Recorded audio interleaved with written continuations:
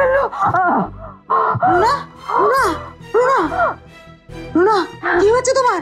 গলা চেপে ধরার কথা বললে সিতারা খালা ভাববে সত্যি আমি অসুস্থ। আরে কি হলো, কথা বলছো না কেন? কি বলবো খালা, আমার আমার কিছু হয়নি তো। সে কি, কিছু না হলে এভাবে চেঁচালে কেন? চেঁচিয়েছে মানে কি বলতে চান আপনি?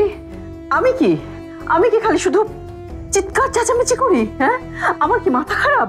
আমি পাগল? আরে কি মুশকিল, এসব আমি আবার কখন বললাম? মুখে বলেননি, কিন্তু মনে মনে তো ঠিকই ভাবেন।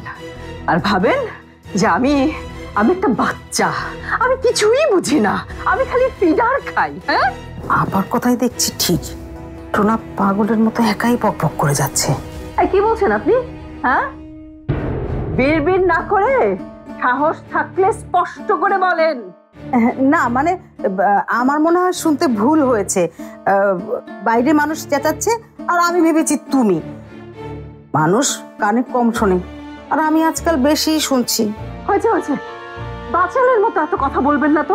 যান যান যান, আপনি আপনার নিজের কাছে যান। এত কথা বলছেন, উফ, আমার মাথা ব্যথা করছে। আপনি চুপ করেন, আপনি যান আপনার কাছে। মাথা ব্যথা হচ্ছে? আরে সেটা আগে বলবে তো।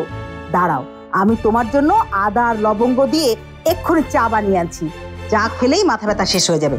দাঁড়াও, আনছি।